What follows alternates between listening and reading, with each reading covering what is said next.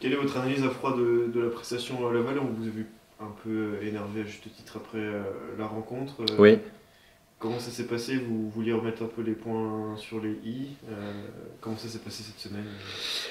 oui, alors à chaud, on a toujours euh, une vision, une vision particulière. Peut-être que euh, certaines fois on se trompe et je pense que même sur ce match-là, je me suis trompé, mais pas dans le sens où l'on pense. C'est-à-dire que je pensais qu'on avait fait une bien meilleure mi-temps que première mi-temps que ce que j'ai eu à voir après sur vidéo.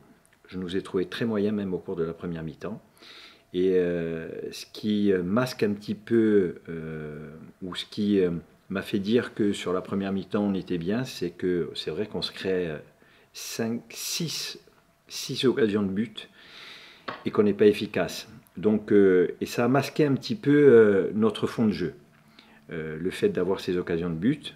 Alors, encore une fois, si on est efficace sur ces occasions, peut-être ça change complètement la physionomie de la rencontre et que derrière, on aurait été mieux, mais quoi qu'il en soit, on n'a pas réussi à marquer. Et par rapport à ce qu'on a proposé, je nous ai trouvé malgré tout beaucoup plus faible que ce qu'on a pour habitude de voir par rapport à nos matchs. Tant dans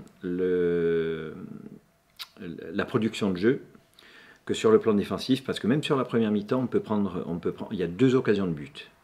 Et je pense qu'on a manqué de rigueur sur ce match-là. Beaucoup plus sur la seconde mi-temps que sur la première, mais malgré tout en première mi-temps on peut prendre 2 buts. Alors on a les occasions pour prendre l'avantage et peut-être même créer creuser l'écart, mais malgré tout, au regard de notre prestation, j'étais quand même déçu, je leur ai dit. Sur la seconde, alors ça a été pire que tout. Alors, on ne peut pas parler de conditions météorologiques parce que ce sont les mêmes pour nos adversaires. Malgré tout, certains joueurs étaient affectés par le froid, mais je ne pense pas que ce soit la raison principale qui ait fait qu'on n'était pas dans le coup. J'ai parlé après la rencontre du comportement de certains joueurs et effectivement j'ai eu la confirmation en regardant la vidéo, en revoyant le match que on a manqué d'humilité, qu'on n'a pas fait les efforts comme on aurait dû les faire collectivement et que par rapport à ça, ben, la seconde mi-temps a été aussi pauvre, notamment aussi pauvre sur le plan offensif que défensivement. Défensivement, c'est un match où on peut prendre beaucoup de buts sur la seconde mi-temps. On en prend 2, mais on peut en prendre 3, 4. Donc d'une manière générale, la rencontre n'a pas été bonne du tout de notre part.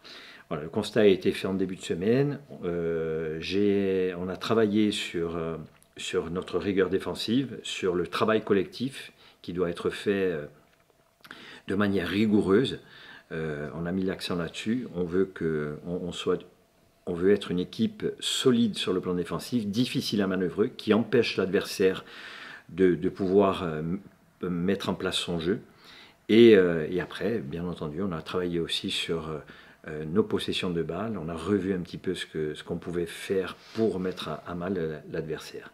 Mais d'une manière générale, oui, on a tiré une petite sonnette d'alarme. Même si ce n'est que le premier match de l'année 2025, il faut impérativement qu'on réagisse dès ce match de Metz.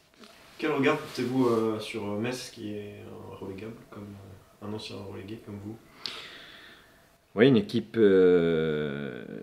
qui a elle aussi de forts principes de jeu, euh, beaucoup de vitesse dans son jeu.